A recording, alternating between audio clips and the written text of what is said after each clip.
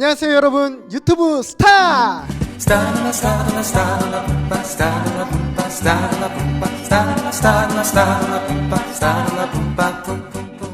네, 김민재 전도사입니다. 만나서 반갑습니다. 여러분, 이렇게 아름다운 봄날에 여러분들 잘 지내고 있죠? 여러분들하고 봄 나들이를 한번 같이 가면 좋겠지만 그렇지 못한 상황이 있어서 전도사님이 영상으로 봄 나들이를 준비했습니다. 함께 가보겠습니다. 여러분, 기가 막히죠? 네, 여기는 당연천 옆에 있는 길인데 벚꽃이 너무나 이쁘게 피고 날도 포근해가지고 여러분들에게 일부러 영상으로 이렇게 보여주기 위해서 전사님이 영상 촬영을 갔다 왔습니다. 계속하면서 또 다른 장소 한번 가볼게요. 기가 막히죠 여러분? 전사님의 영상 기술이 날로 지금 발전하고 있습니다. 어쨌거나 여러분들 이렇게 함께 봄 나들이를 가면 좋겠지만 그렇지 못한 상황이 있어서 너무나 아쉽고, 여러분들만큼이라도 가족들이나 친구들끼리 마스크를 꼭 착용한 상태로 이렇게 봄 나들이를 한번 갔으면 좋겠다라는 마음이 있어서 여러분들에게 좋은 핫플 장소들을 소개했습니다. 여러분, 인스타 친구 하는 친구들 알겠지만 집콕, 여러분 너무 집콕만 하지 말고 여러분들 한번 이렇게 주위를 나가서 봄도 느끼고 봄꽃도 보고 아름다운 시간들로만 채워지기를 바라겠습니다. 자, 여러분들, 그렇다면은 이제 광고의 내용들을 전달할 텐데 순간 이동을 해서 함께 광고의 내용을 들어보도록 하겠습니다. 하나, 둘, 셋, 자!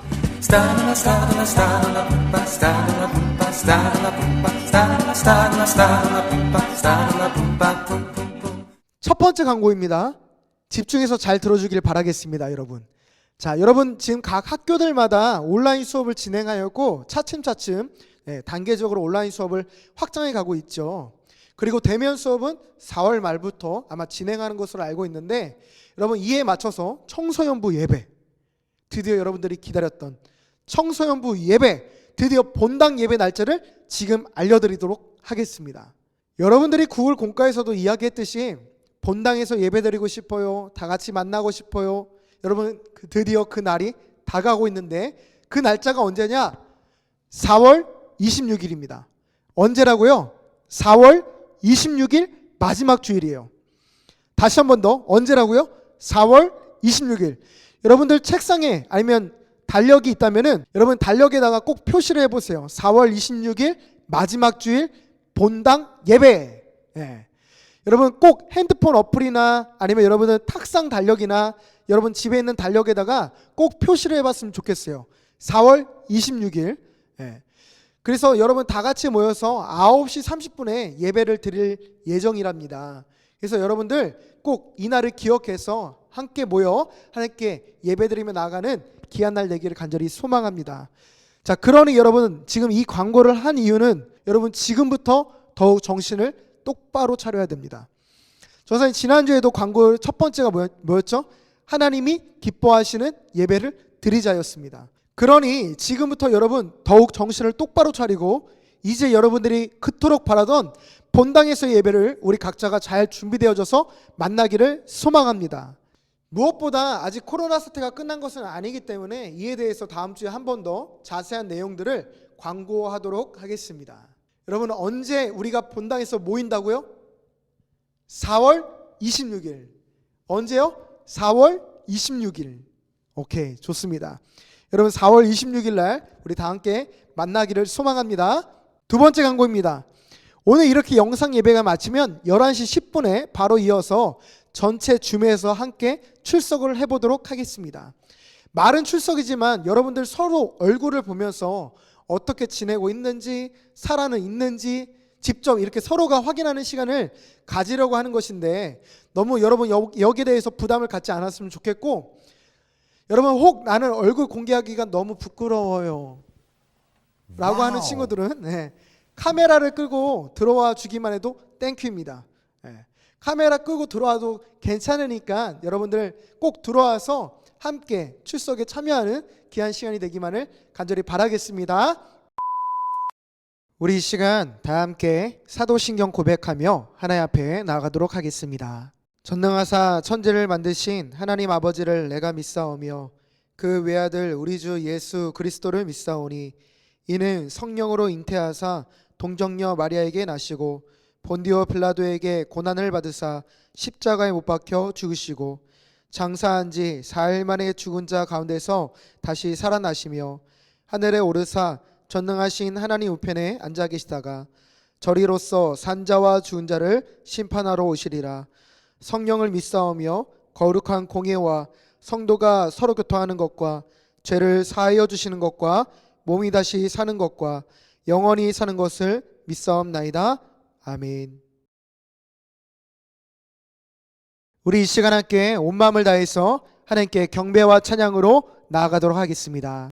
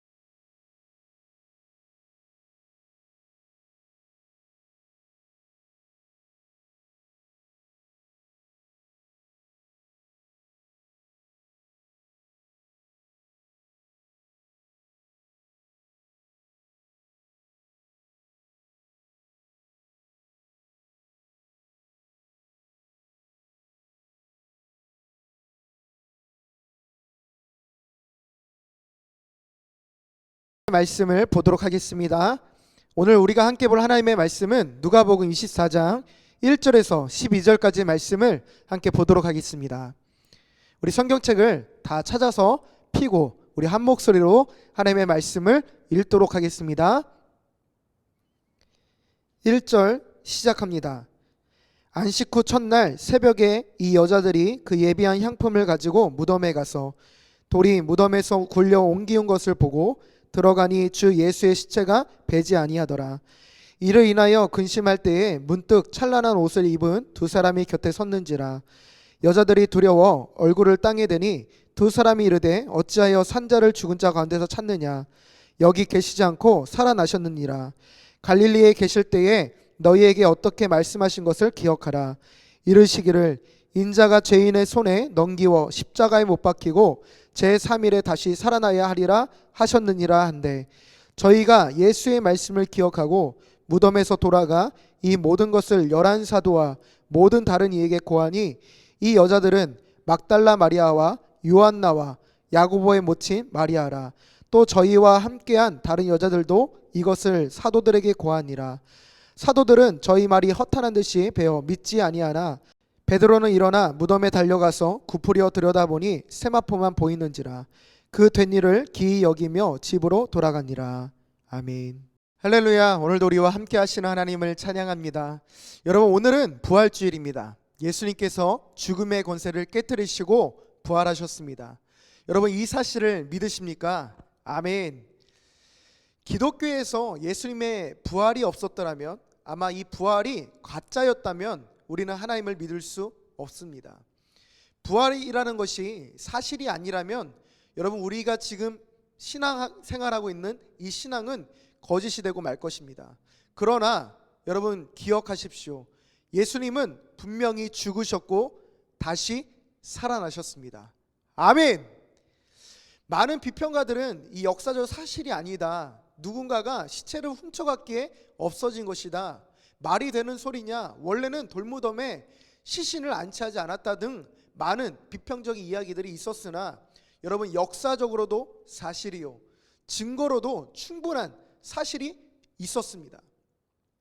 전도사님은 사실 고민했습니다. 이번 주가 부활절이지만 대부분 많은 교회들이 이 코로나로 인해서 이번 주까지만 온라인 예배를 드리고 다음 주에 부활절 예배로 드리다 보니까 우리 학생부도 다음 주에 부활절 설교를 해야 되나 고민했지만 그냥 원래대로 오늘 부활절 설교를 준비하게 되었습니다. 오늘 우리가 이 부활절, 죽음에서 죄와 사망의 권세를 이기시고 부활하신 주님을 기억하며 또 우리 부활 신앙으로 오늘을 살아가는 우리에게 참 소망이 되는 거룩한 주일이 되기만을 소망합니다. 여러분, 놀랍게도 오늘 본문에는 예수님의 빈 무덤을 찾아간 첫 번째 사람들, 여인들이 있었습니다. 예수님이 부활하신 것을 처음으로 알게 된 사람들은 이 갈릴리에서 예수님과 함께 온 여인들이었습니다. 오늘 본문 10절에 이 여인들이 누구였는지 소개를 하고 있는데, 여러분 10절에 보니까 막달라 마리아, 요한나와 야고보의 모친 마리아, 그리고 저희와 함께한 다른 여자들이었다라고 이렇게 소개를 하고 있습니다. 여러분, 이 여인들은 유대 그냥 관습에 따라서 시체의 향유와 향품을 바르기 위해서 찾아갔습니다. 여러분, 유대 관습에 따라 더 나아가서 예수님을 사랑하는 뜨거운 마음을 가지고 이 여인들은 무덤에 무작정 찾아갔던 것이었습니다. 사실 여러분, 돌무덤은 쉽게 굴러가는 문이 아니었습니다. 남자 여럿이 달라붙어야지만 이 돌문을 옮길 수 있는 그런 상황이었는데, 여인들끼리 무슨 힘이 있어가지고 이 커다란 돌문을 옮겨서 예수님의 시신에 향유와 향품을 바르겠습니까? 여러분, 정말 아무런 대책 없이 무작정 갔습니다. 그런데 이게 웬열, 여러분 2, 3절에 보니까 무작정 갔더니 어떤 광경이 펼쳐져 있는 것을 보게 됩니까? 네, 맞습니다. 돌문이 열려져 있었습니다. 이미 옮겨져 있는 상황을 마주하게 되었습니다. 그래서 이 여인들이 무덤 안으로 들어갔는데 또 웬열, 여러분 예수님의 시신이 보이지 않았습니다. 이 여인들은 지금 황당한 이 현장을 목격하게 된 것이죠. 누가 예수님의 시신을 옮겼거나 아니면 벌써 우리보다 한 발 앞서 이 상을 바꾸었나? 아니 도대체 예수님의 시신을 누가 데려갔는가? 온갖 이러한 생각에 황당함을 겪으면서 이런 상황에 그냥 빠져 있었을 것입니다. 그런 근심에 쌓여 있을 때 이 여인들에게 누가 등장합니까? 여러분, 찬란한 옷을 입은 주의 사자들이 등장합니다. 그러면서 이 여인들에게 뭐라고 얘기합니까? 살아있는 자를 왜 죽은 자 가운데서 찾느냐라고 이렇게 예수님의 부활의 소식을 전하고 있습니다. 그러면서 이 근심하는 여인들에게 또 뭐라고 얘기하냐?